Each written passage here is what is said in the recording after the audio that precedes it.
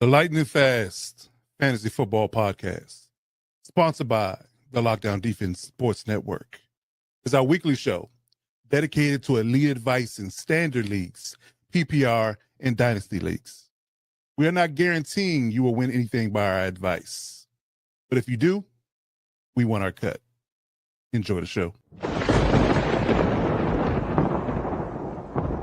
Are you tired of losing at fantasy football? Well, have a seat. You come to the right place. You're now tuned into the show where champions are made, where speed meets strategy, elite advice, rapid fire analysis, and winning lineups are provided.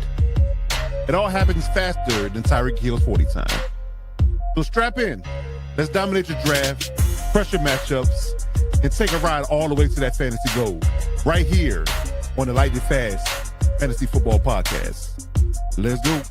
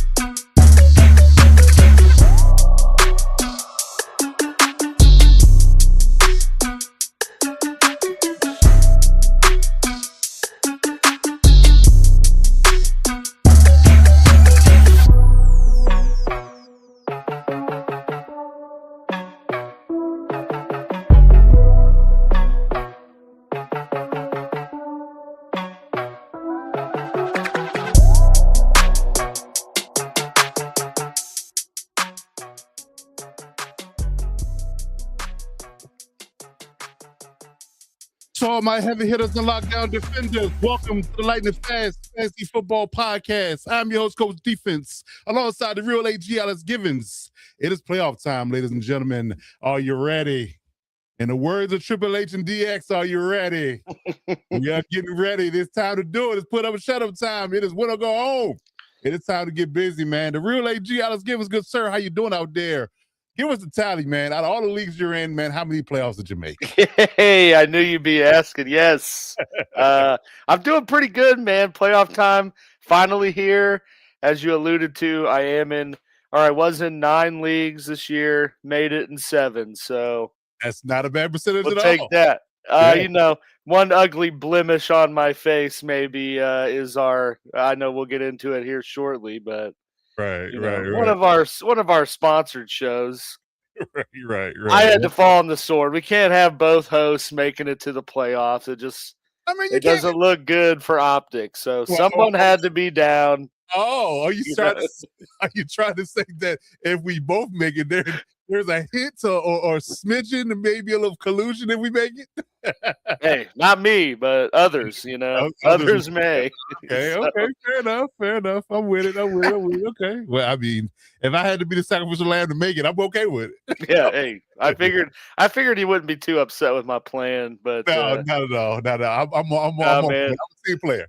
That one I needed to squeak a win out last week to make it in. Unfortunately, had my man Drake May on a bye. Really bought into the Tyrod Taylor hype, and those dreams were shot early. All right, let me just put it that way. Real fast. It's ball real fast. I understand. Dang. Oh well, man. Can't win them all. That's all. 7 out of 9 is not bad at all. So I'm not shooting that higher percentage. I'm 1-3. 1-3. One league, the Lecture Shop Podcast League, is I started winning too late. I ran off like 4 straight, but I was already too far behind. I missed it by I think 2 wins and 18 points. Damn. Yeah. One loss I had by 1 point that I should have won, and one loss I had by I think it was 17 points. So if I had got those points in those games, I'd have been in the playoffs. But that league is crazy. I know we'll cover it a lot, but we had some unprecedented stuff going with the seeding. The guys that finished 7 and 8, 8 and 9, they tied for record. They tied for points for. They split head to head. It came down to what is it? Margin of victory. It came down to margin of victory. It Damn. went all the way to margin of victory to determine who the AC was. It's crazy. It was crazy. But yeah, so I didn't make that league. I dynasty league. I started off. I got hot too late as well. So I ran off a couple of spoiler L's that I handed out last couple of weeks, but it's super far behind the sticks. So But lack conviction on the clock now, baby. it's true. Number one pick in the rookie draft next year. I'm not mad at that. You've got your Bo Callahan, all right? Right, indeed. So we're gonna get right. We're gonna make things better next season. But yeah, so we're gonna get into it, man. The playoffs are here. Like I said, we're gonna talk about the playoffs. We're gonna talk about everything that's going on in the fantasy world to get you right for week one of the playoffs. Hope you made it. If you have made it and you're watching this live, please drop your questions in the chat. Let us know what you're looking like for the playoffs round one if you're not on the bye, like some people are. And we'll get you your questions answered as the show goes on. If you're watching this on replay or you have some questions after the show, as always, you can drop us a line. We have our hotline here, the Lightning Fast Fantasy line. If you want to drop us a quick voicemail that gets your questions answered from a fantasy perspective, give us a shout. The number is 240-249-2220. Once again, it's 240-249-2220. If you have any fantasy football questions that you got to get answered right away, you're riding in the car, you can't get to your computer, you can't chat GBT, you can't do anything that you need to get some answers, and you want to talk to the boys, please hit us up, and we'll get those questions answered to you in short order. And please let us know how to get back to you. Some voicemails come through and ask questions. I'm like, well, I don't know how to get back to you, so what am I supposed to do here? So, yeah, please let us know how to get back to you, but drop us a line if you need some questions answered quick and ugly. So, yeah, so we'll get to that. As always, we'd like to start with our recap show, for our fantasy leagues. We sponsor 2 leagues here. We got the Redraft League, and we got the Fantasy Football Dynasty League. So we give a quick recap of that, how things shook out the regular season, and now we're in the playoffs, so we'll show the playoff brackets as well. So getting into that, for starters, let's get this going up here. So we had some matchups that ended interesting in the last week of the season. I lost, but I was always locked into the 3 seed, so it didn't matter too much. Although I almost got there. Had Amarion Hampton and Cameron Dicker gave me a little more juice. I might have got that victory against Josh, but he got a victory against me, 128 to 115. RG got a AG up out of here, 102 to 84. Got me good. Drake May was on the bye, like you said, so he didn't have that juice at quarterback. So that was unfortunate. Keith, I think by way of this win, actually got into the playoffs, if I'm not mistaken. 88 to 68 against 5. Coach D. Bev, ironically, lost to Taco, a.k.a. Kurt, 121 to 90. Kurt been playing spoiler, too. I think he won 2 in a row. That's wild. The 121 burger, dude. That's I know. Crazy. Outside of Cody and Josh, that was the third highest score of the week. So, yeah. Not bad. DZ still doing this winning ways. 106 to 100 against Coach Mike Dub, and Cody 141 to 114 against Cool Kev. And I think that knocked Cool Kev out of playoffs too, because it was a 3-man race here. 5 Keith and Cool Kev were all vying for that last spot, and I think Keith got it on points, and I think he got it on 1 point. He got in by 1 point. He literally got it in by 1 point. They had the same record at 6 and 8, and that game. Monday night, I want to say that Kev had Devontae and Keith had Eagles defense. And the Eagles defense gave Keith enough points to get a 1-point victory in points 4. It's crazy. So that was your matchups for week 1 for the Dynasty, for the Redraft League. So for the Dynasty League, like I said, I was playing sport a little bit. I got Rowdy Shank up out of here as a parting gift for the season. My 4th victory of the year, 124 to 109. Panda beat Nightmare by 2 points. That was a close one. 108 to 106. B Shank and you got him out of there, 120 to 103, riding into the playoffs. Yes, sir. Power Ranger guy and Jacob fought. Man, Jacob put up 158. That's crazy. He's been playing pretty good. He started a little bit slow, but he's been playing pretty good the last few weeks. For having his team name be Travis Hunter. Yeah. I know. That's crazy. That's crazy. And the Go Farmer, 142 to 126 against Spice. And the battle of the top dogs, it went to S Boyles, 132 to 128, but it was a close one. It was close. I think if they match up again, it might go a different way. It depends. So, but 1 and 2 played each other to give you a playoff preview potentially. So that was a good one. So they both are matched up, and S Boys locked up the 1 seed, and S Rich got the 2 seed. So yeah, so there you have the matchups for the week. Now getting into the matchups coming into the playoffs, we'll do the standings and we'll do the matchups real quick. The standings are let me get us out of the way there. So Yeah. we got RG at the top spot about points, 11-3, with DZ following up with 2, 11-3. I'm 3 with 9-5. Cody is 8-6. D-Bev is 7-7. Keese is what did I say, 6-8, and he got in by, listen, 1409-48 to 1408-68. Winning with 4 points. They got him to the playoffs. That's crazy. That's crazy. And Yeah. he's So like the vintage St. Louis Rams, winning the NFC West at 8-8.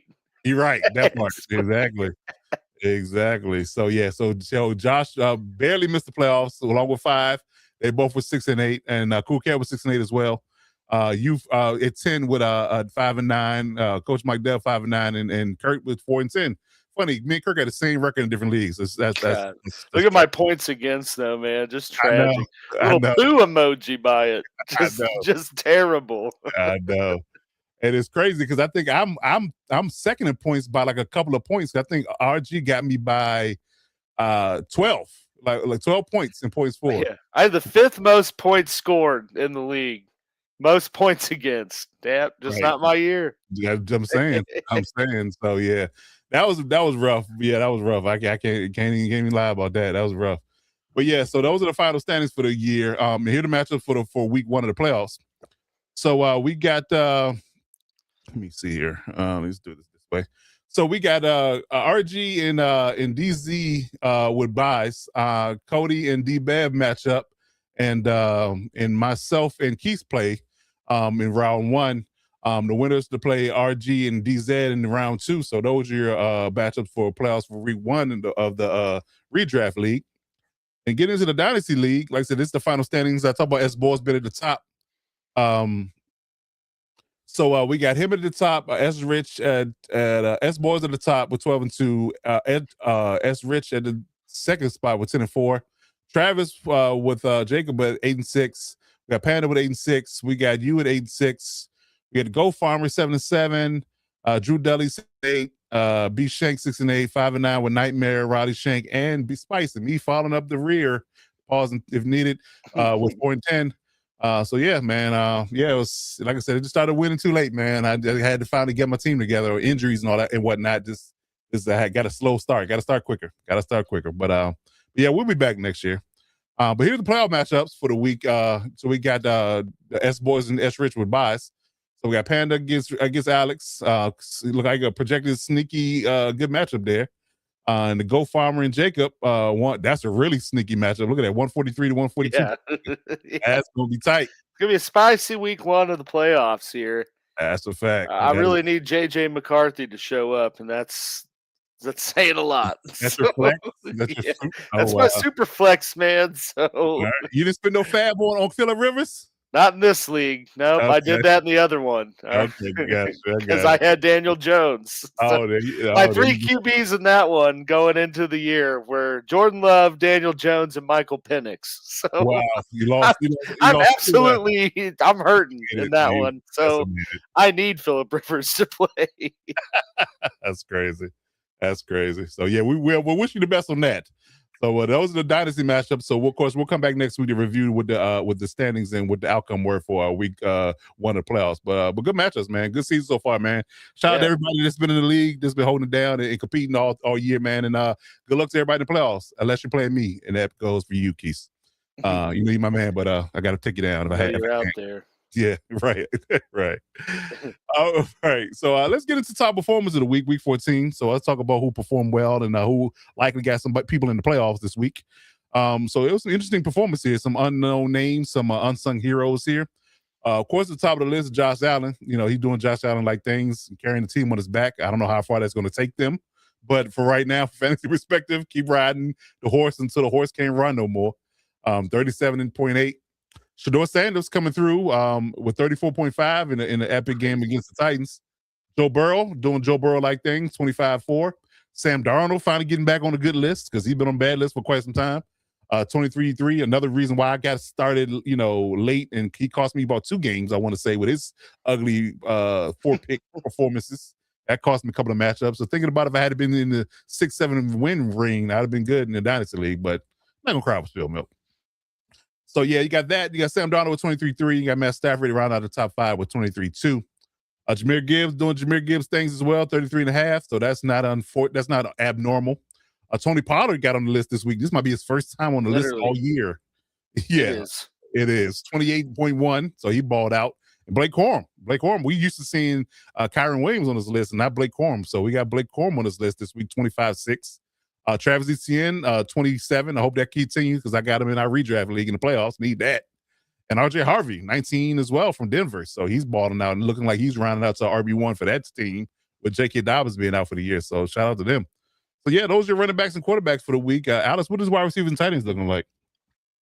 Yeah, wide receivers, we kind of had a mixed bag of some routine staples and late emergers, if you will. First and foremost, we have Puka Nacua kind of return. I mean, always getting used, pause if needed there. But always a focal point of the Rams offense, just hasn't been scoring those touchdowns lately. Balled out pretty well last week against Arizona, with 32.2. Michael Wilson in the same game on the flip side of the track. No Marvin Harrison Jr., no problem, because they've just been able to it's crazy how much production they've gotten out of Michael Wilson that they couldn't get out of Marvin Harrison Jr., all year. But it is what it is. But yeah, Michael Wilson continues the ball with MHJ out. He had 31.7. JSN had a disappointing, week 13, bounced back in a pretty big way week 14. Some of that obviously is indicative of how Darnold performs, of course, but he bounced back with 24.6.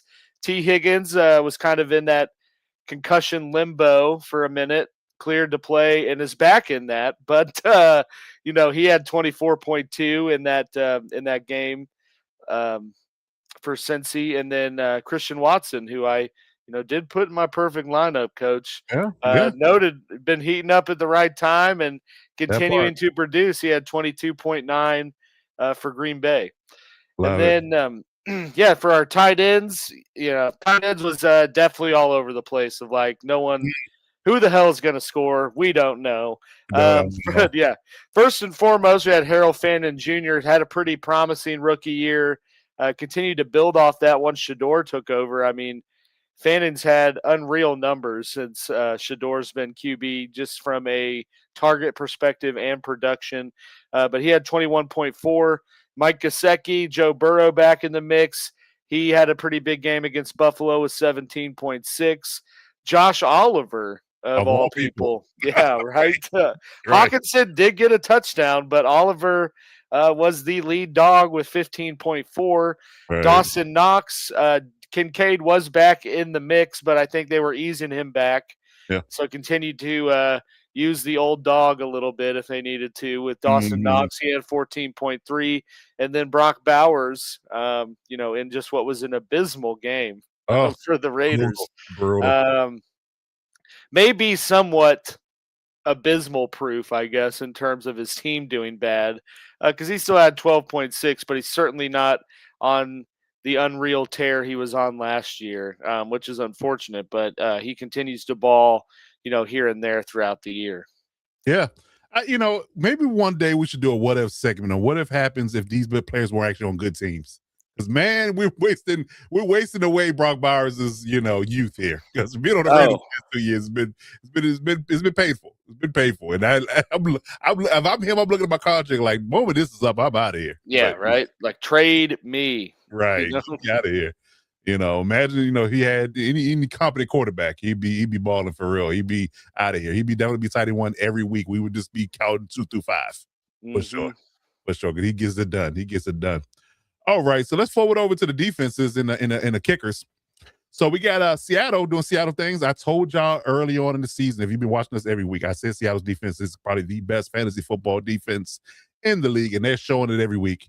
19 points, the top dog here. Minnesota Vikings with 18 coming through with that Brian Flores-led unit. Miami Dolphins, ironically enough, get 16 this week, which is interesting.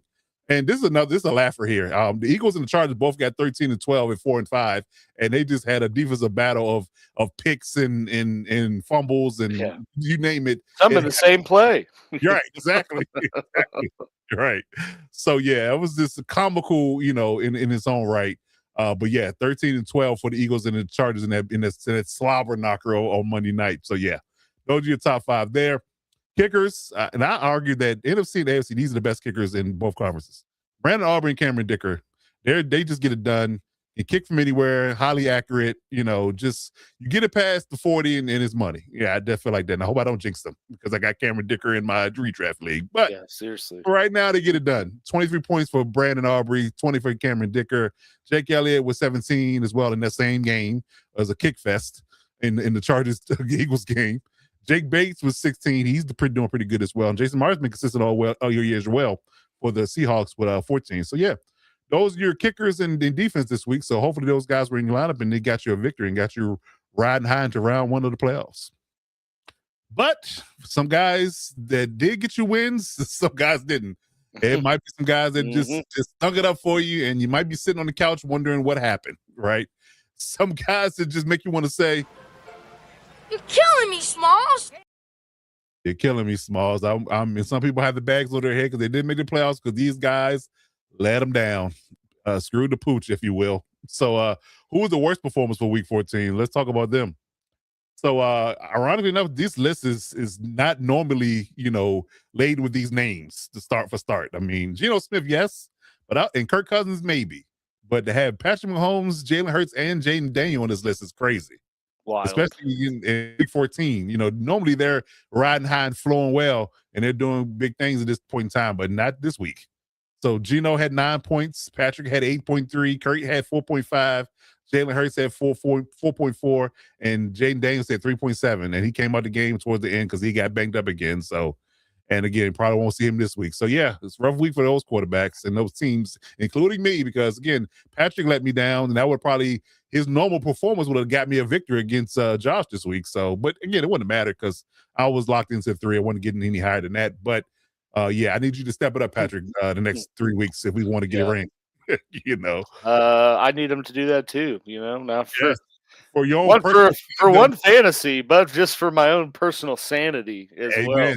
Amen. And now listen, outside of the Chargers game, he can go off as long as we win.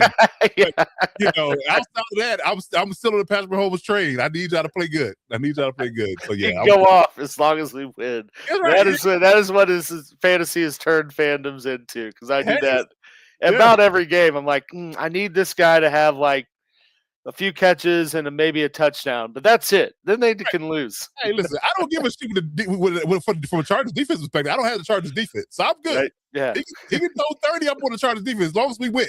I'm cool. As long as we score 31, then exactly. He can have 4 touchdowns as long as we have 5 or a field goal. I don't know, whatever's clever. But yes, we need Patrick to be on a good list next week. That's all we're saying. So yes, running backs, Aston Jency, bad season all around. We're going to have to talk about him at some point. He's another one that probably in a different uniform, different outfit. 100%. Yeah, it's another one. Bro, you put him on the Bears. Oh, he might be having the most magical rookie year of anyone. I'm just saying. How about the Jags too? Oh, yeah. I mean, just some team that has a remotely competent offensive line. Yes. Yeah. And didn't have Chip Kelly hindering him for a little bit. That part. Yes. Okay. Yeah, I'm with it. So him, another abysmal performance, 4.8. Brees Hall's another one, and he's gonna be a free agent next year. So I'm gonna be curious to see who gets him. 4.3. Kenneth Walker, ironically, that was Charbonnet vulture to him, so he only had 3.3. Bill Krosky married 3.2, so that's another stinker for him. And Isaiah Pacheco is another one, 3 yards is one of the lead backs for DC. Yeah, I know. So who disappointed you from the wide receiver side perspective, Alex? Yeah, man. Some familiar faces, and I mean, I think outside of maybe McConkey at the bottom, every person on here has been on this list before. That part. One is just very apparent of like what the hell is going on this year, but we'll get to that. But yeah, Troy Franklin was the best of the worst. he definitely had a roller coaster year. He had 2.6 last week. Emeka Ibigbu, Chris Godwin back in the fold, kind of took some targets away from him. He had 2.5. We'll see how kind of things go for him rest of the season with Evans back. That's another one. He dropped a touchdown, a wide open touchdown. That would have got me a win. But again, I'm no cry. Yeah, no. He had 2.5. Justin Jefferson just yeah, man, just continuing on a very sorry year, for what was a solidified first round pick in fantasy drafts with 2.1. And then we had a little duo of Chargers, yes. Quentin Johnston, definitely roller coaster season for him. Hell of a start. Hasn't, correct me if I'm wrong. I know you watch the games more than I do, but it seems like he's tapered off pretty hard. Oh, big time crash. Yeah. It's one of those Red Bull. Yeah. It's one of those Red Bull highs. You come up. Big tree fall hard, There you go.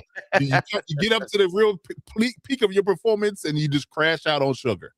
Yeah, that's definitely what he's doing right now. Yeah. He's definitely crashing out. Yeah, man. He had 1.8, and Lad McConkey kind of had a pretty disappointing season, too. He had 1.7. DD. Yeah. So, yeah, just unfortunate for the wide receivers. For tight ends, I wouldn't say really anyone too surprising made the list, just with how the season's gone for a lot of these guys. But Freiermuth was the best of the worst with 1.9. That's terrible. Just, damn. Yeah, just it's just I don't know what's more sad, that's the best of the worst, or that there was 4 guys worse than that. Exactly.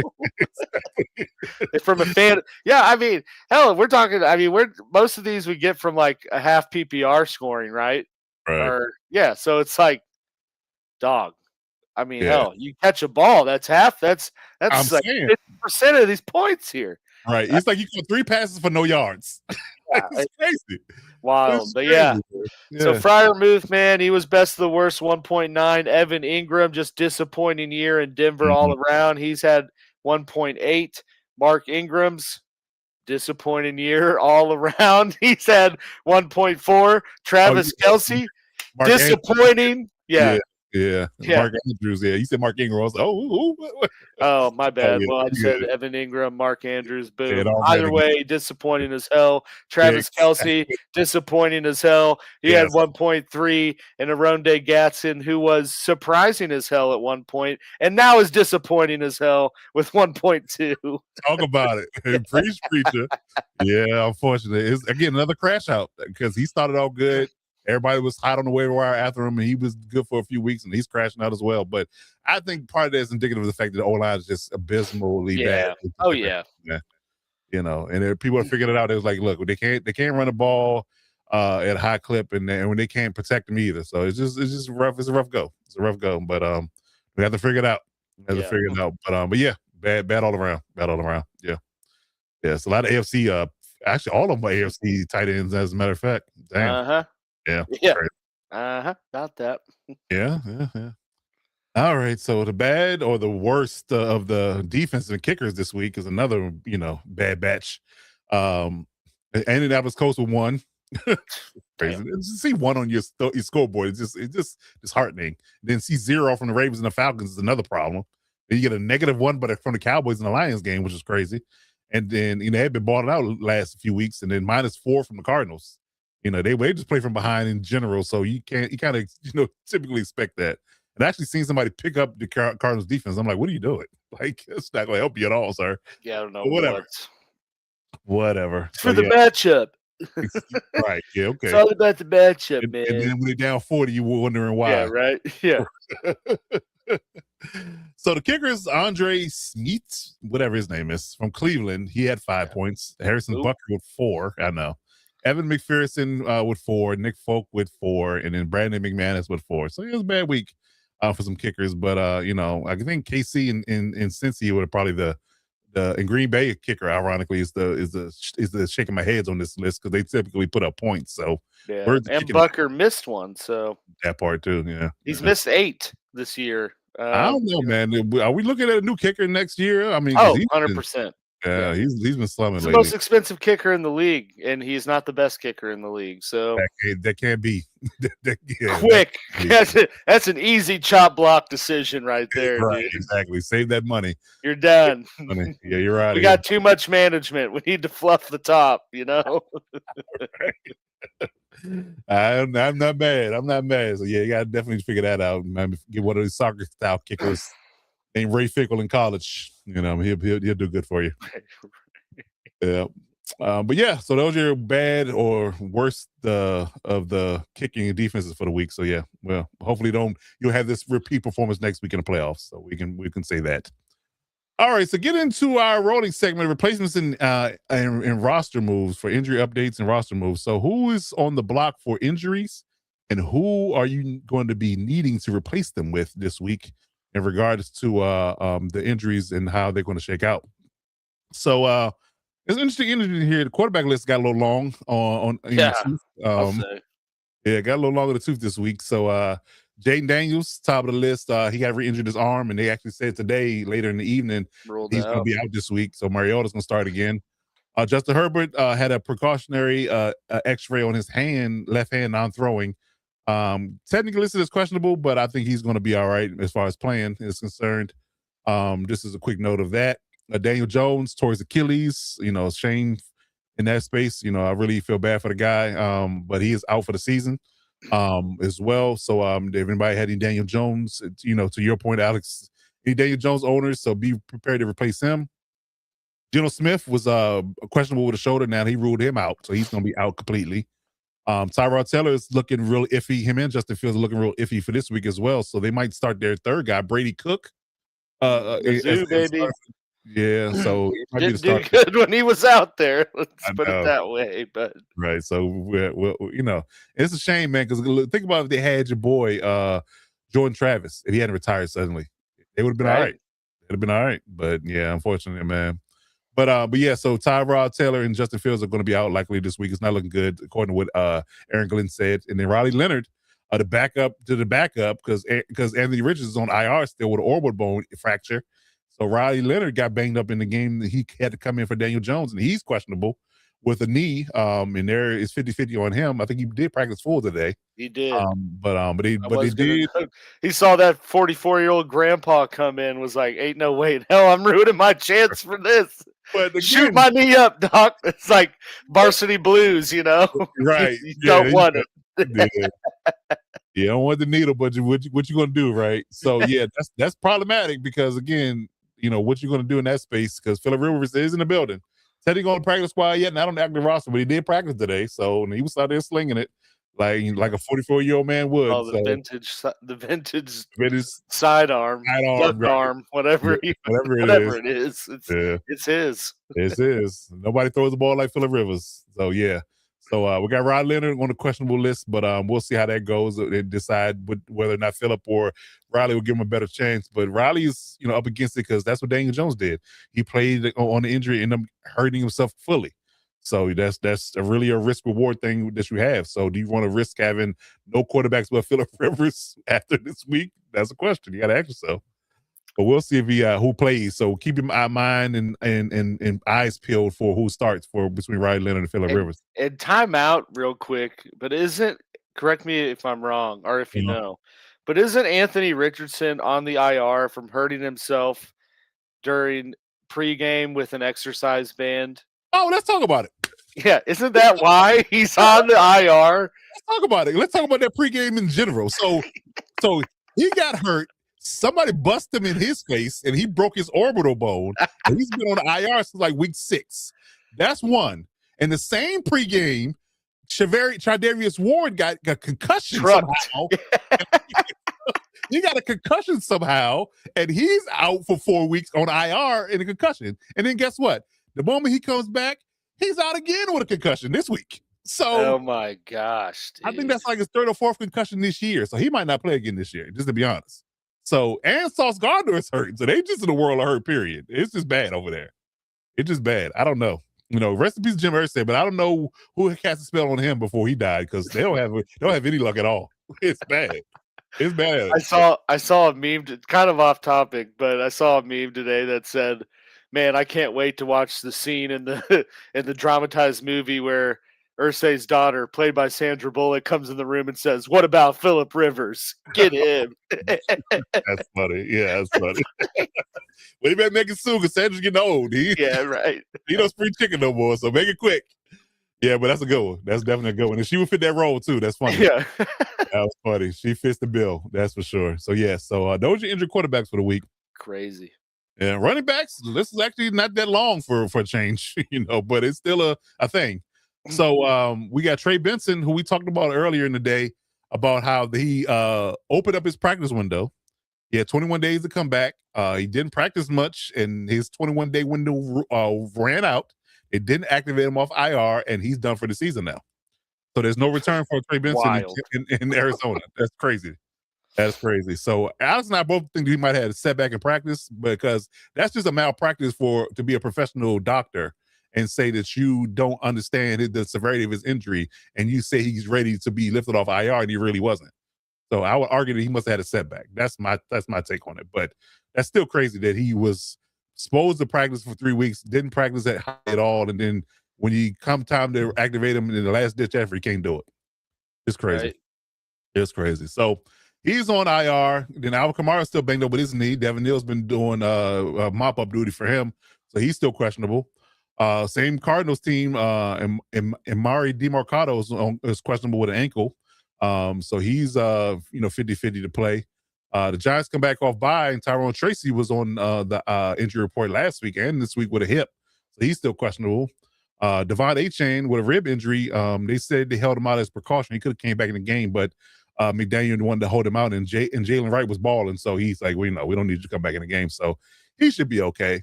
And then Nick Chubb and actually Woody Marks late non-scratch for practice today. Him and Nick Chubb were on the non-practice list today, so monitor that. So I know some Woody Marks owners out there, so he's questionable. I'm gonna let you know that right now. He's definitely questionable, so keep your eye on that. He may or may not start, and he might want to hedge your bet. But they do got a good matchup this week, so we'll see how things flow with that. But yeah, I would hedge my bet with Nick Chubb or Woody Marks because they're both banged up. All right, Alex. So talk about these wide receivers, which again, we're back to the CVS receipt of right. list. Yeah. It goes down a little bit and goes back up. Go back into the store next week, and guess what? This is a stock. We'd be pretty pumped about it. True. But it's not. It's a downward stock in terms of fantasy. But yeah, we have Marvin Harrison Jr. Just a year of unluckiness, really, for him, if you will. Came back from the appendectomy, being out 2 games with that. Had this heel injury 2 weeks ago now. Yep. I already not practicing today, so I think I said in my Monday, video, the first couple days of practice are, the first day of practice, if he was limited, I think that would have indicated he's playing. So I'm probably totally out on any hope of Marvin Harrison Jr. playing this year, maybe even the rest of the season at this point. Agreed. Just with how things are going in Arizona. DK, just all over the place with his injuries too, man. Ankle, foot, other stuff, stomach bug or something that kept him overnight. Yep. in Baltimore. But supposedly, per Tomlin, he's moving in the right direction, and they don't see any setbacks for him to play this week. So whatever that means, I don't know. But it's kind of a lot of unknown with what he's dealing with, but it seems to be progressing in the right way. George Pickens has been a little banged up and just getting beat up by the media lately. Yeah. But from all I've seen, he's healthy and practicing. Which I think, he could be in line for a big week this week, depending on how someone later in the list ends up, once we get to Sunday. But he's been healthy. Bateman also healthy, back from being banged up with the ankle injury, whatever that means in the Ravens passing offense. Drake London still not practicing. I think I said a few weeks ago, I think there is a very realistic chance that they just shut him down. They're already eliminated from the playoffs. Yeah, I don't see you got Kirk Cousins out there. So I think just by where we're at now, it's a pretty good sign that he's not coming back anymore, this year. T. Higgins, like I said, was concussed last week, cleared to play, and is concussed again. Again, yeah. Funny how that works somehow. Yeah. But he was doing limited work today, so we'll see if he follows a similar path like he did last week in 14. Dontavian Wicks has that ankle injury. He's been, banged up for a few weeks now. He was limited today as well. But it remains to be seen what work he can even get once he gets back with Watson back in the fold, healthy Jaden Reed, Dobbs still there. I don't know about that one. Parker Washington has that, had for pretty big two big weeks, I think, in that Jacksonville offense, then suffered this hip injury and has kind of been non-existent for a few weeks now. He was limited today in practice as well. Roma Dunze was kind of a late scratch last week with that foot. I think it's a fracture.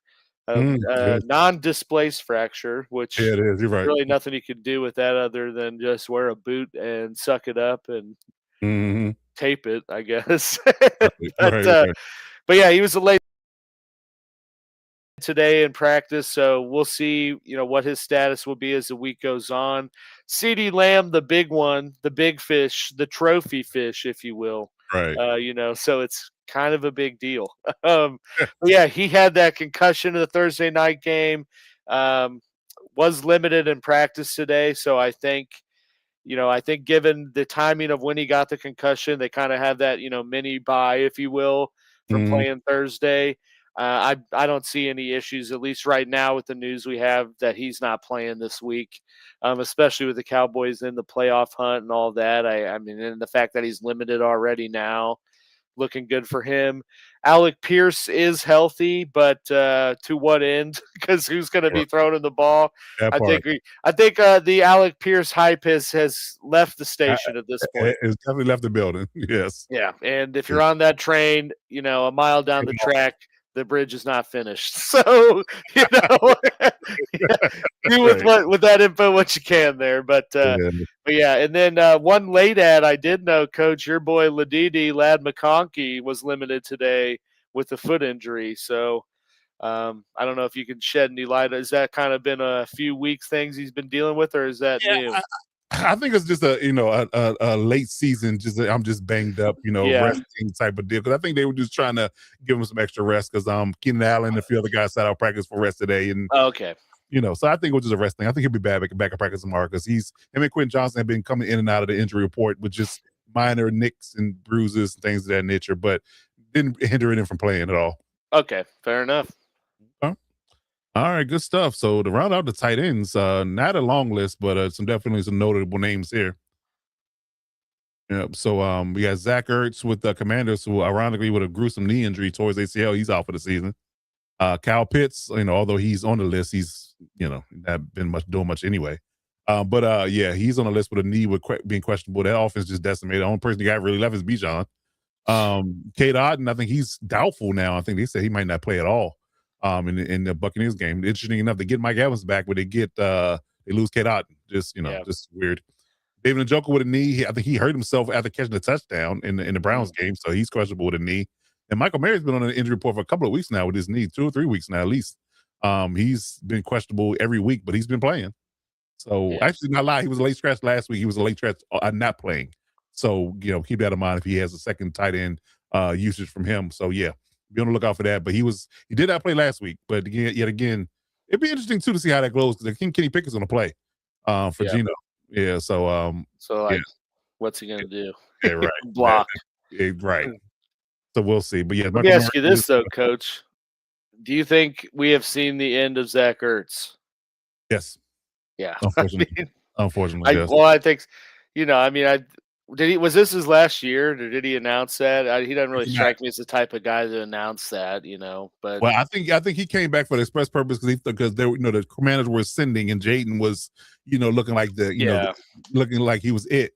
So he was coming back there with a last run with Jaden, I believe. Yeah. And it clearly didn't go the way they thought it was going to go. So I'm not sure what his mind or thought process was because this is the last year of his deal, and he's 35. So no contract to speak of after this year, and it's going to take him a year to rehab.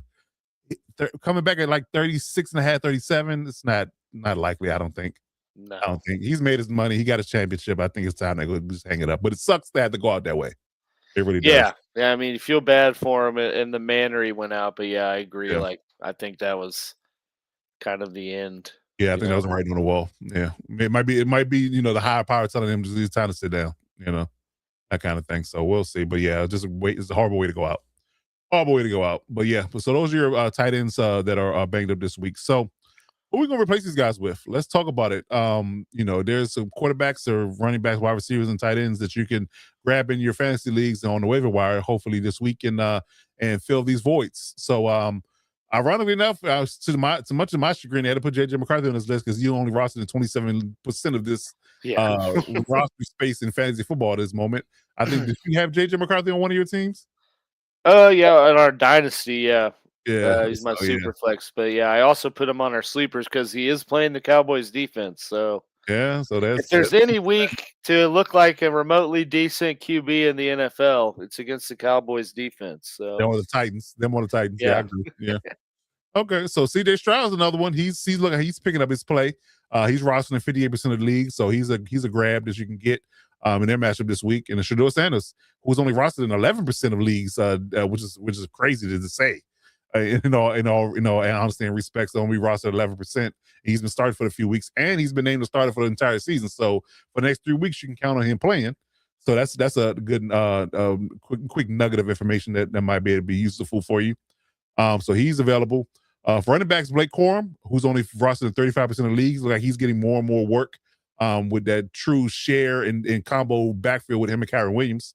So he's rostered only 35% of leagues, so he's a good ad. Devin Singletary was coming off a bye. Looked like he's, with Tyrone Tracy being banged up, look like he gonna be the lead dog in New York. He's only rostered in 33% of leagues, and with this rib injury with Devon Achane, Jalen Wright looks like the guy that's going to fill a void. And Devon Achane can't give you 100%. He's only rostered in 3% of leagues. So yeah, if he's a quick ad, especially in deeper leagues or dynasty leagues, you can add him, and he might be able to give you some work because he definitely worked out last week. That's for sure. So yeah, pick up any of those guys from a quarterback or running back perspective, and that should get you through to next week, depending on how long your guys are injured for. But yeah, Alex, tell me about these wide receivers and tight ends, man. Who's catching your eye? yeah, man. For wide receivers, some of these guys are guys that I also noted, on our Tuesday sleepers. But yeah, we got, first one to add would be Luther Burden in Chicago. We got Rome out. DJ Yep. Moore's non-existent at this point. Looking like, with Rome being limited, who knows if the status is up or not. But Luther Burden's been kind of balling out and kind of quietly becoming their biggest deep threat playmaker. As well as, he's pretty electric with the ball in his hands. They give him some generated touches, positive needed there. Right. So yeah, good ad with the percentage he's rostered in the offense he's in. We got Darius Slayton with the Giants. Jackson Dart getting back into the fold. Got some decent matchups coming up, and really no one else. Not a lot of proven commodities to throw to. So really, it could be anyone's game in New York. Right. Kayshon Boutte coming off of his bye, so probably still out there, maybe even dropped by some people that were making a playoff push. And he's building that rapport with Drake May, continuing to ball. And they got a pretty good schedule too at the end of the year as well. Couple what more I would add is Jaden Reed, if he's out there, is kind of a sneaky one because he did just come back from injury, and he's a pretty solid fantasy wide receiver once he's fully healthy and integrated in the Packers offense. Could also look at adding Jalen Coker with the Panthers, who is returned and I think noted on Tuesday. Since he's returned, he's had at least 50 receiving yards, and I think is going to quickly become the number 2 option in that Carolina offense. So those are wide receivers. For tight ends, still got Colson Loveland still kind of hanging around below that 50% threshold, but ceding a little work to Cole Kmet. But he has been quietly producing, caught a touchdown, I think, in 3 of the last 4 weeks. So been a pretty decent threat of the tight end spot in Chicago. Dalton Schultz, somewhat the same story. He was definitely building rapport with Davis Mills. It kind of took a little bit of a hit with Stroud coming back, but but he's been pretty kind of the security blanket, if you will, in that Houston offense, the safety net. Yeah. Yes. Yeah. And then Harold Fandon Jr., man, how he's still only rostered this 53% is beyond me, but I've noted him several times. Like I said, he's gotten at least 8 targets in every game since Shador has started. And, is coming off a pretty big game last week against Tennessee.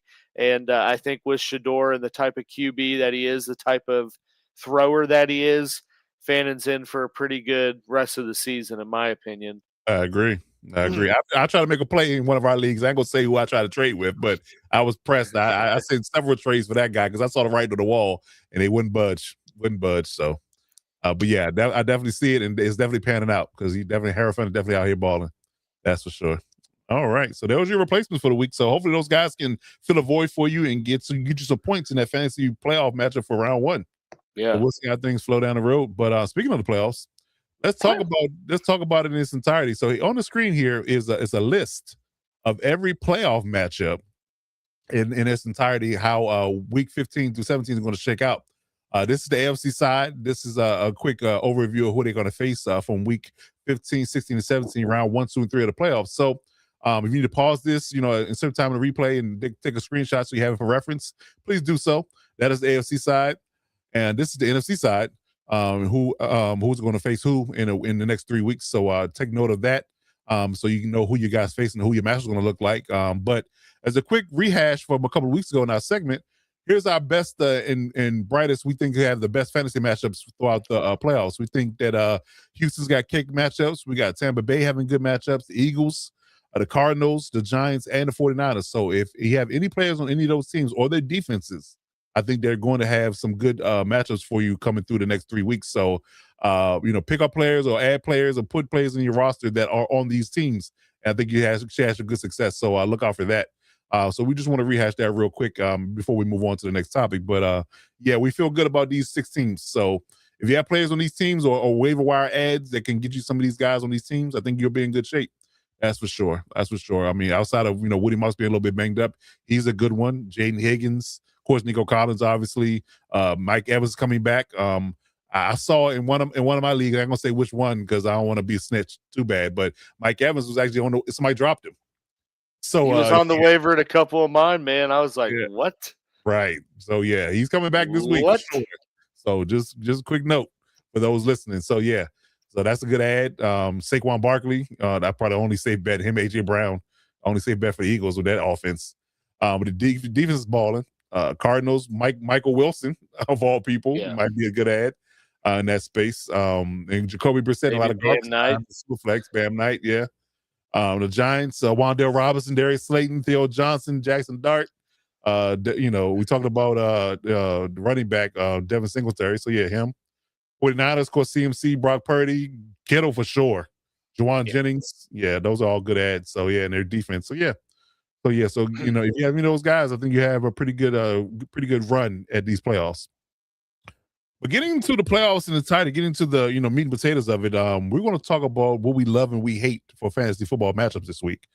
Who's on our love it list and who's on our hated list? Who guys that we feel like they're going to ball out this week for round 1, and who we think you should stay away from. So we got a list here from a love it and the hate it perspective. We're going to break down real quick. So who we love this week is an interesting set of guys here. From my perspective, I think Matt Stafford carves up that decimated secondary for the Lions. I really think that's it. I think he's going to ball out for sure. Although they have a really good personnel grouping, the Jets haven't been getting up a lot of yards on the ground. So I think Travis Etienne has another good week against the Jets. So that should be a good one for him. AJ Brown is going to carve up the Raiders because he's just getting targeted out the wazoo, and the Raiders can't stop anybody, of noteworthiness. I think he's going to be in line for a good game. And George Kittle gets that Titans defense. I think he's going to eat well from Brock Purdy. So I like all of those matchups in that space. So yeah, if you got any of those guys in this week, start them and live well because I think you're going to be good. Be good. Plug and close your eyes. Yes, and sleep well. Sleep well. Friend. Sleep good. Yeah. So Alex, tell us about your side. How you feel about these guys? Yeah, man. So I went for some deep cut, spicy Did. matchups that I can back up with evidence that I Okay. love for the initial playoff round here. First and foremost, we got Lamar Jackson against Cincinnati, and I get it because he's had some pretty bad games here recently, but I think we can all agree that he's not fully healthy. We haven't seen that Explosion. height of his powers, Lamar Jackson, if you Yes. will, since Yes. he came back. But he is coming off a pretty solid game last week. Scored 21 fantasy points, ran for almost 50 yards, and scored a rushing touchdown, which was his first rushing touchdown since week 1. Yeah. And he's got this rematch against the Bengals, who allow the third most fantasy points to QBs, second most passing yards and most passing touchdowns, on top of they're pretty bad against rushing QBs this year. I feel pretty good about Lamar to bounce back. I have maybe some of the similar faith I have in my own team in the Chiefs. A player like Lamar, I don't think can, be bad for that Just many all weeks in a row, yeah. without it being some kind of health issue. So I like to think the fact, and he was just, I think, designated back to questionable today. But that's kind of been the story with him for a few weeks. But yeah, I feel good about him. I got Kinshawn Judkins going against the Bears defense. He definitely had a better matchup last week, but is starting to see some targets in the passing game. Had actually, I think, an almost 60-yard pass catch against Tennessee. So it's good to see him give some usage there. And you look against the Bears that are giving up almost 5 yards per carry to running backs, and allow explosive runs at a pretty high rate. So I think just between the volume, the matchup, and the usage that he gets in the red zone, it's a primo start for Judkins, and to feel good about that one. I got Scary T here, man, against the Giants. And this is more from the aspect of Scary T murdering the Giants is a thing that he does in his career. He averages almost 16 fantasy points per game when he plays the Giants in the 12 career games that he's had. I think has quite quickly became their number one option again. He's almost has a 30% share of the first read on targets, and he had 14 targets and was wide receiver 6 just 2 weeks ago with Marcus Mariota at QB. So feel good about Scary T against the Giants. And then this one, man, I like the Kittle one too. I can't lie. That was my initial thought. And Mhm. I know we discussed in pre-production the pivoting. So we Right. pivoted to Dalton Kincaid in a pivotal AFC East matchup. Like I said earlier, I think they kind of kept him on a pitch count last week because it was his first week back from that hamstring. But he still had 14 points and was tied in 8. And the Pats are top 10 in allowing points to tight ends. And so I just think with this hard fought AFC East matchup and Kincaid, when healthy, has been Josh Allen's most trusted target. He's in for a big week in 15. I like it. I like it. All right. So those are guys that we love in this fantasy matchup, round 1 matchup. But who are we staying away from? Yeah. So who's on the hate train? Who's on the hate list? For me, I think Caleb Williams in that Browns defense and Myles Garrett, man. I'm scared for Caleb Williams this week. I'm not gonna lie. I think he might break the sack record this week. I'm not going to lie to you. I'm worried for Caleb Williams in that Browns pass rush. I really am. So I'm concerned about him, and I think that if we all can agree that when he's rattled and he's pressured a lot, his efficiency Not goes good. down. Yeah, his efficiency goes down. So I'm staying away from Caleb if I have better options this week against the Browns. In that secondary 1, pass rush 2, it's an issue.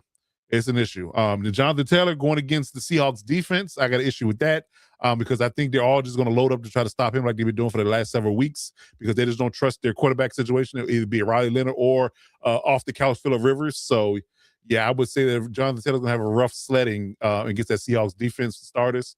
I mean, I think we're going to have a rough one anyway because they just have a good defense, but it's going to be even more so now because they just know that we got to stop him, and that's our focal point. We're going to, use all our resources to stop him and make them beat us from a quarterback perspective, and I'm not sure they can do it.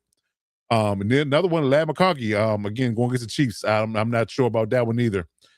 He's just been not only the fact that the Chiefs just play us tough from a secondary perspective, but I think that him and Justin are just off right now. Like their timing and their rhythm and their communication has been off. So if I'm looking to maybe not flex Lamb this week, I wouldn't. But I think he might have a rough week because he had a rough several weeks, to be honest. If you have been playing here lately, he's been letting you down. Much to my chagrin and any Chargers fan alike. But I would stay away from that if I can.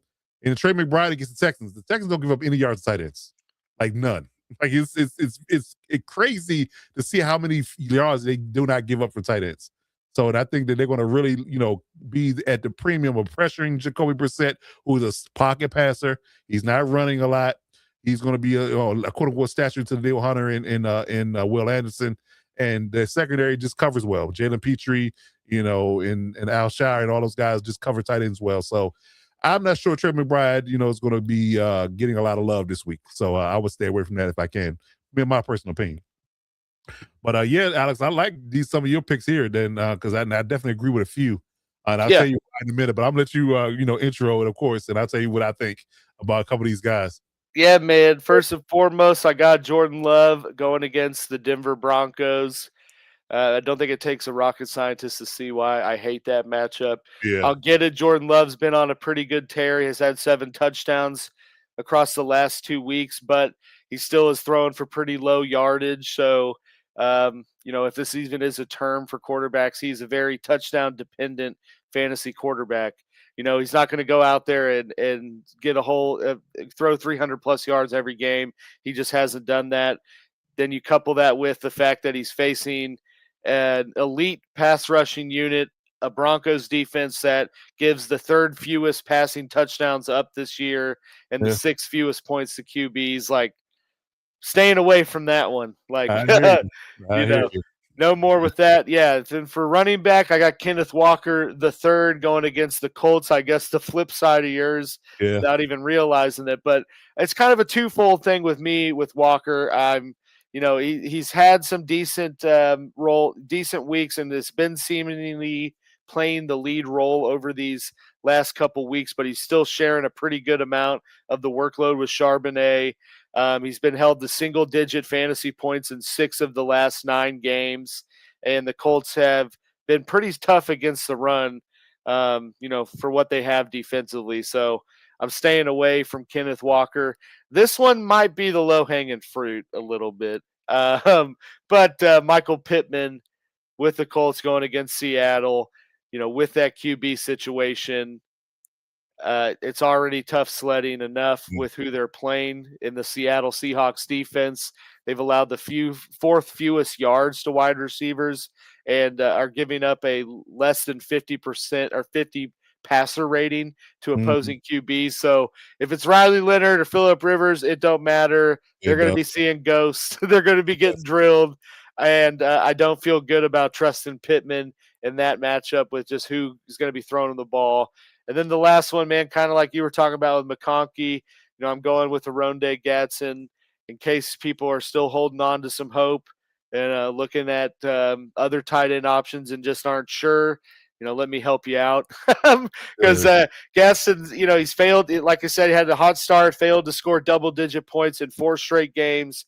Kansas City, for what they have been this year, but they, outside of offensively, they've been pretty solid defensively, especially against tight ends. Only 2 tight ends all year have scored more than 10 points on them, and they've played people like Ty Warren, Jake Ferguson, some of those bigger name tight ends. So I don't think Gatskin's turning things around in this matchup.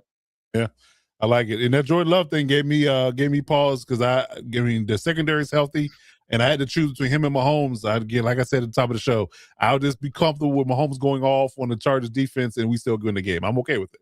Right. I'm okay with it. But yeah, I couldn't in good conscience start Jordan Love against the Broncos versus Patrick Mahomes against the Chargers. Couldn't do it. So yeah, I definitely agree with that Jordan Love take because Patrick Surtain and Riley Moss and Jedi Barron, all the guys are healthy. I hope Funk is healthy. They're all healthy on the defensive side. Benito. So it's gonna be a rough go for Jordan Love this week. That's for sure. That's for sure. It should be a good game, in my opinion. That might be. I think it will be because I'm interested to see on the flip side of that what Micah and that defense does to Bo Nix too. Yes, so I agree. So I think it's gonna be a defensive battle for sure, but not a lot of points. No. Points are gonna be at a premium for sure. For sure. Okay. All right. So that's our love and hater list. So let us know how you feel about this and let us know in the comments. But if you got these guys in your lineup, love them or hate them, err on the side of caution if we're on this bad list. That's for Yeah. sure. That's for sure. All right. So let's get into our perfect lineup as we wrap the show up here. We like to do this each and every week, kind of give a best ball feel, give us our who we feel like has got good matchups in totality. So if you got these guys in your lineup, you should have a good week. All right, so week 15 for me, I'm going with Brock Purdy against the Titans. I mean, that's not hard to tell. They give up a lot of points to everybody. It pretty much is a fantasy football fest against the Titans. I think Brock Purdy has a great game. Saquon Barkley against that Raiders defense. I think that he has a bounce back game. Well, not necessarily bounce back because he had a good game against the Chargers, although he scored a touchdown. But I think that he carves them up. They get back to running the ball a little bit, try to get him going. I like that matchup. I like Bucky Irvin against the Falcons. I think they give up a lot of yards, period, to every running back. So I think Bucky Irvin should have a good week. He's starting to come back into form. I love JSN against the Colts. No Sauce, no Tre'Davious Ward. I think that's a slam dunk for him to have a field day against that secondary for the Colts. So I like that matchup. I love Devontae Adams against the Lions. I think that they're banged up in the secondary, and if they roll coverage to Puka, Devontae Adams is going to be open all day, every day. I love that matchup. So I think Devontae Adams has that matchup, and he should eat in the feast against Matt Stafford's MVP like tear. So I'm not mad at that going off about 15, 20 points this week. Could be. Harold Fanning, I talked about him earlier in the show. Going against the Bears, I think he's gonna have a good week. He's been Shador's safety net, and he's a special athlete on top of that. So I think he's gonna have a good week against the Bears. I like Nico Collins against the Cardinals. Their secondary is banged up and they haven't been really good on defense in its entirety, in any stretch. So I think Nico Collins should have a good game against the Cardinals defense. Eddie Pinheiro is my kicker going against the Titans. Should he have a good week? He's questionable with tag, I noticed today, but I think he'll play. So long as he plays, he should have a good week kicking. Yeah, they haven't signed another kicker yet. Right. So that tells me right, exactly. The questionable tag kind of gave me a little bit of pause, but I was like, yeah, they ain't making any moves, so he's definitely playing for my money. And the Jaguars defense, which is surprisingly good, in its entirety, going against the Jets with their third string quarterback Brady Cook. I like that matchup a lot. So I think the Jags defense balls out this week and gets you a lot of fantasy points. So if you got a Jags defense you can pick up on waiver wires, go for it, because I think you'll be good to go. You'll be good to go. So that's my week 15. Love those picks. Yeah. As you tell, I was vibing with some of them on mine, as you could probably put together there. But right. But yeah, man, my perfect lineup for week 15, as you kind of were getting at in your playoff matchups you love. I feel the same sentiments with Matt Stafford going against his old squad, banged up Detroit secondary. They are stout against the run, but Stafford is averaging 3 touchdown passes per game over the last 7 games. So feel pretty good about that that matchup. I got Christian McCaffrey going against the Titans. If Brock Purdy's feasting, McCaffrey is definitely going to be involved in that. So, like I said, I feel the same sentiments. But, but for the crazy start that Jonathan Taylor had to his year, people might be saying this year, damn, is Christian McCaffrey back? Because he has been quiet staple, quietly balling every week. I mean, he's only had 2 weeks where he's finished outside the top 12 in scoring. And you're going against the Titans defense that gives up the 7th most points to running backs. Like, yeah, he's going to be a pretty good matchup there. Yep. RB2, love our man Trevion, dude, against Trevion Henderson against the Bills. He is on a 4-game streak of at least 60 rush yards. Also has 5 touchdowns across those 4 games. Still very much involved, even with Stevenson back. I think they finally realized what they had, and facing a pretty bad Bills defense against the run in a big AFC East matchup. Feel great about him. You love Devontae. I'm riding with that Nakua bomb this week. I think both of them go off. Yeah, I mean, very realistically could, because they have in years or weeks past. But Puka was going on kind of a 4-week bender of playing second fiddle to Tay, and then went off last week for almost 170 yards and 2 touchdowns. I feel good that they're both going to eat pretty well against Detroit. Wide receiver too, excuse me. I got our man Wan'Dale Robinson going against the Commanders. Heavily involved in that offense. Yeah. Commanders defense, who made J.J. McCarthy look pretty damn good. Oh, yeah. Wan'Dale's had at least 8 targets in every game. And the Commanders give up the second most yards to slot receivers. So he's going to have a good day, in my opinion. The tight end one, I can't even lie to you guys, a little bit of a homer pick, a little bit of a just feeling the vibes of my team.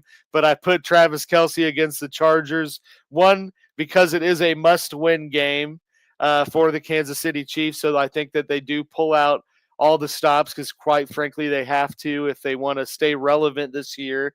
Kelce, I think, is just from kind of my own personal feel and listening to like his podcast and talking about that loss to Houston. I mean, I think he's wearing that drop he had at the end a lot, and I think he bounces back or tries to bounce back in a big way against the Chargers. And historically, he's played pretty well against the Chargers. Even did pretty solid in week 1, which I know is the start of the year. But, I'm feeling the vibes that Kelce's going to have a great week this week against the Chargers. My flex play, I'm going with Brian Thomas Jr., man, against the Jets. He finally returned, 2 weeks ago, but really returned this last week. We got to see some of those old school, vintage, big yardage plays out of BTJ. He had almost 90 receiving yards. Go ahead, though. I know. Yeah. But, I mean, from a guy that was a Pro Bowler last year to the season that we have now, I think that was a spark, and I'm calling it to be the start of a strong finish for what's been a rather disappointing year for him. So feel good about his matchup against the Jets. Defensively, I'm doubling down on my pick from last week. I'm going with the Eagles against the Raiders. I mean, the Eagles had 7 sacks, a pick, and a fumble against the Chargers. Just imagine what they're going to do to two-glove Kenny and Kenny 2 gloves and that Raiders that Raiders offense. And then my perfect kicker, I'm going with Evan McPherson. That rematch game against Baltimore, you looked at the last time he played Baltimore, he had 24 fantasy points. I think this last week was a little skewed because it was a snowy game in Buffalo. But I think the Bengals offense gives him plenty of scoring opportunities against the Ravens. I like it. Going back to Christian McCaffrey real quick, he has a really good chance to go 1,000 yards in receiving and rushing this year. He is at 800 plus on both sides. And he has 85 receptions as a running back. That's crazy. Crazy. He's literally has 849 yards rushing, 237 carries. He's had 85 receptions on 107 targets and 806 yards receiving. 5 receiving touchdowns, and he has 8 rushing touchdowns. Crazy. 4 games left? 4 games left. Yep. He quite literally could go 1,000 and 1,000, dude. And 100 receptions. That's ridiculous. That is ridiculous. And nobody's talking about that. I'm saying. That's an unreal pace. It is. It really is. Yeah, he's definitely holy fantasy gold this year. He might be an MVP. And they got Titans, Colts, Bears, Seahawks. So really, I mean, he could do it. He could do it. He could do it. He can fall out of bed and do it to get the yards for sure. So crazy. It just might 20 yards. Exactly. You need 200 yards on each side in 4 games. You can fall out of bed and get that. Yeah. So it's interesting. And he was going in like the 2nd round. I know, because people were just so out on him. The injury, man. They're scared of injury. Well, hopefully he does not get injured. Knock on wood in that, because I want to see him get that those stats. But that's crazy pace. Crazy pace he's on. They're definitely milking the cow. Definitely milking the cow. He's 17th in the NFL in receiving yards as a running back. He's got more than Emeka Ibigbu. Yeah, I'm saying. And Cortland Sutton. I mean, who's and Devontae Adams? Who's leading the league in receptions, though? I'm curious about that because he got 85. McBride, 93. And Puka, 93. And he's not that far off. He's 5th. And he was on bye week last week, right? So he didn't play that. He's behind JSN, Jamar, Puka, and McBride in receptions. So that's running back. He quite literally has been the entire San Francisco's offense. Exactly. Dude. Oh my God. Crazy. On 237 carries, too. That's damn. Yeah, man. Yeah, it's crazy. Yeah, it is crazy. But look out for Chris McCaffrey this week because he's going to get the Titans, so he should have a monster game. Monster game for sure. All right, so we're reached into the show, man. We got a question and answer period here. So if you have any questions, watching us live, drop it in the chat, and we'll get those questions answered for you, and we'll get you back to your normal regular lives. And hopefully everybody has a good fantasy football week and get that victory in round 1 of the playoffs so we can get to that gold lightning fast. But yeah, it's going to be interesting, man. So hopefully everybody who made the playoffs is going to be rocking and rolling. If you don't, please start to, get your mind right for the rookie draft if you're in Dynasty and what's going to look like in April. So who's going to be the next Emeka Big Boo, or who's going to be the next Quishon Judkins, Travion Henderson, who's going to be those next guys in fantasy, man, because we got to get ready and get started early. The earlier you start, the more likely you will win in December. So if there are no questions in the chat, man, we're going to get up out of here, man. But if you're looking for us anytime after the show is over, you can find us on all social media platforms that are popular. TikTok, Twitter, Facebook, and Instagram. And we even have a Gmail address for you to email us. And always hit the subscribe on the YouTube channel, Lightning Fast FF on all platforms. It is all the same on every platform, Lightning Fast FF. Hit the subscribe button on the YouTube channel. Let the YouTube algorithm know we're doing big things out here. We appreciate that. It is free. It don't cost you a thing. So we appreciate the support as always, man. And we'll be back next week to break down round 1 and getting to round 2. So who's going to get that much closer to that fantasy football dreams. So, man, we're going to get up out of here. But, AJ, you got any parting words before we get up out of here? And, of course, we got content each and every weekday we drop. So check out the space each and every week for our shorts. So each and every day on Monday through Friday. So don't forget that. But, yeah, we go live each and every week on Wednesday at 9 o'clock right here on this channel. So, so, man, any parting words for the fans out there before we get up out of here? I mean, not much, man. Just hope everyone, if you're in the playoffs, have a good week 1, or if you're in a bye, kick back and relax. Unless I'm playing you, Other than that, I hope you all have a good week.